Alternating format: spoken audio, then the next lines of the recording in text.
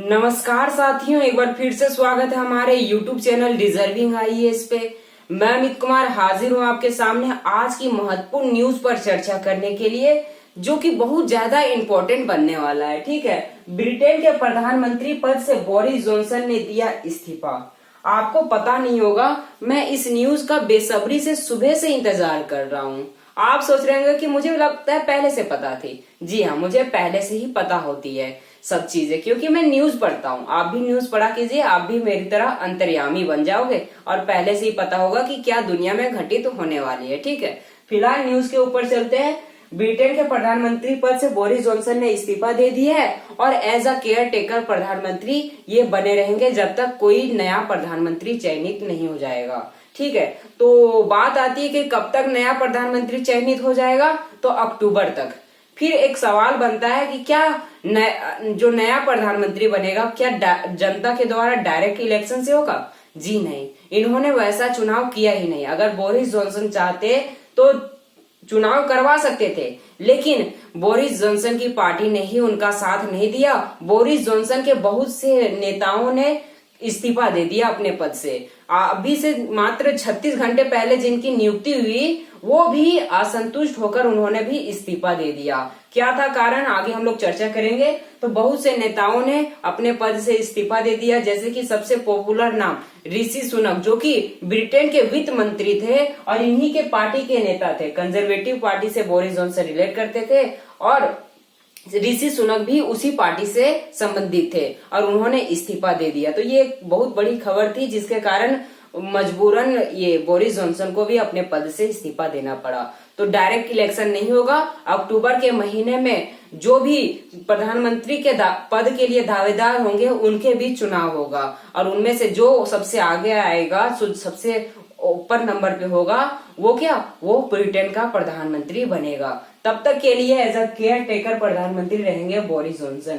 Care taker प्रधानमंत्री का मतलब होता है कार्यवाहक प्रधानमंत्री। इसमें प्रधानमंत्री कोई निर्णय नहीं ले सकता, कोई संधिया नहीं कर सकता, बस आंतरिक मामले ही संभाल सकता है। अगर किसी देश के पास संधिया करनी होगी तो ये नहीं कर सकता, इनकी संसद करेगी। ठीक है, तो एज अ केयर टेकर प्रधानमंत्री के रूप में बोरिस जॉनसन बने रहेंगे। अब बात आती है कि हमारे यहाँ ऐसा नहीं होता।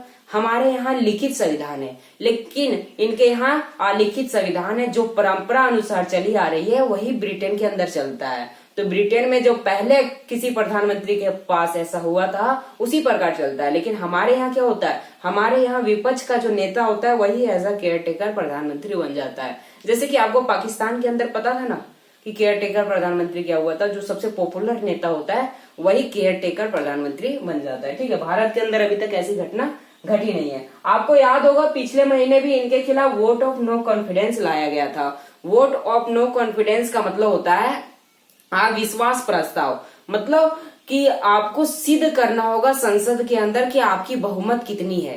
तो बहुमत सिद्ध करने की प्रोसेस को ही वोट ऑफ नो कॉन्फिडेंस होता है। ठीक है, इसमें बोरिस जॉनसन ने विजय प्राप्त की और अपना बहुमत सिद्ध करने में सफल रहे। कारण क्या था, उस समय इनके खिलाफ कुछ कम ही इल्जाम लगाए गए थे, यानी कि कम ही इल्जाम लगाए गए थे। लेकिन अब एक सबसे बड़ा कारण निकल कर आया इनके मंत्री पद से इस्तीफा देने का। कारण क्या, सबसे बड़ा कारण है कि इन्होंने एक गलत व्यक्ति को as a deputy chief whip नियुक्त कर दिया। गलत व्यक्ति, वो जो गलत व्यक्ति जिनका नाम मैं ले रहा हूं, क्रिस पिंचर नाम के व्यक्ति को इन्होंने as a deputy chief whip नियुक्त कर दिया। इनका काम क्या होता है, ये पार्टी के नेताओं को कहते हैं कि आपको पार्टी के समर्थन में ही वोट देना होगा। और इन्होंने 30 जून को एक गलत व्यक्ति का चयनित किया।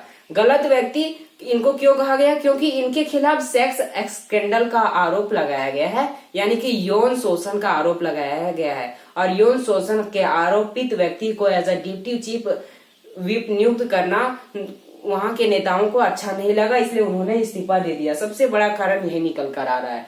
दूसरा जो कारण निकल कर आ रहा है वो है कि इन्होंने लॉकडाउन के दौरान शराब पार्टी की। अब जब लॉकडाउन था, सारी दुकानें बंद थी, तो फिर इनके पास शराब आया कहां से, यानी कि इन्होंने अपनी पावर का गलत इस्तेमाल करके शराब मंगवाया और शराब पार्टी की। तीसरा कारण है कि इन्होंने ये प्रिंस फिलिप की फ्यूनरल से पहले, यानी कि समझिए फ्यूनरल का मतलब होता है शोक सभा, उससे पहले इन्होंने शराब की पार्टी करी थी। तो इन 3 कारणों को लेकर इनके नेता इनसे असंतुष्ट है और बहुत से नेताओं ने अपने पद से इस्तीफा दे दिया। ठीक है, तो ये रही अभी तक की जो खबर थी वो बता दिया मैंने। अब बात आती है कि प्रधानमंत्री पद के दावेदार कौन से है, कौन है जो 80% चांसेस है, 100% चांसेस है कि वही प्रधानमंत्री बनेंगे। प्रधानमंत्री पद के लिए 6 दावेदार हैं, Rishi Sunak, Liz Truss, Jeremy Hunt, Nadhim Zahawi, Penny Mordaunt और बेन वॉल्सेस। ये जो है ये प्रधानमंत्री पद के लिए 6 दावेदार हैं। इन्हीं के बीच ये चुनाव होने वाले हैं कि कौन नया प्रधानमंत्री बनेगा। सबसे ज्यादा जो उम्मीद की जा रही है वो ऋषि सुनक से है। इनकी पॉपुलैरिटी क्यों है, पॉपुलैरिटी कम कैसे हुई, ये भी हम लोग बात करेंगे। इनकी पॉपुलैरिटी बढ़ी है कोरोना के काल में। कोरोना जब आया, दुनिया की आर्थिक स्थिति घटने लगी, तब इन्होंने, ये वित्त मंत्री के पद पे थे उस समय, तो इन्होंने ब्रिटेन की आर्थिक स्थिति को सुधार दिया। भले ही इन्होंने टैक्स को ज्यादा कर दिया, लेकिन ब्रिटेन की आर्थिक स्थिति को सुधारने में हाथ जाता है ऋषि सुनक, जो कि भारतीय मूल के व्यक्ति हैं। बाद में इन्होंने ब्रिटेन की नागरिकता ले ली। ठीक है, तो अभी भी ये भारत मतलब ये भारतीय मूल के व्यक्ति थे, बाद में इन्होंने ब्रिटेन की नागरिकता ले ली।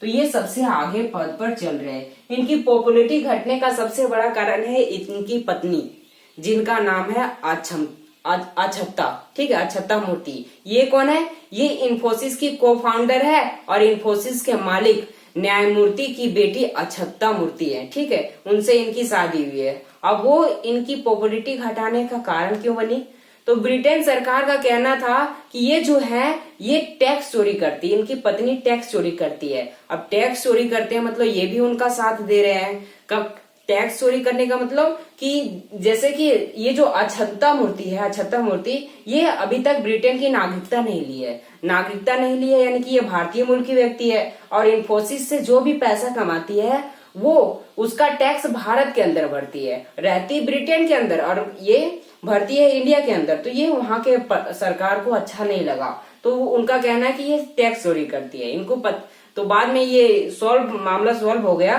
कि इनकी पत्नी ने कहा कि मेरी पति की बात है तो मैं ब्रिटेन के अंदर में भी टैक्स भरूंगी, लेकिन मैं इंडिया को भी टैक्स दूंगी और ब्रिटेन को भी टैक्स दूंगी, ये कहा। इसलिए इनकी पॉपुलैरिटी हल्का घट गई, लेकिन 80% चांसेस जताई जा रही है कि ऋषि सुनक है वही प्रधानमंत्री बनेंगे अक्टूबर के महीने में। तो फिलहाल की न्यूज तो अभी इतना ही थी। मिलते हैं नेक्स्ट वीडियो में। Thank you.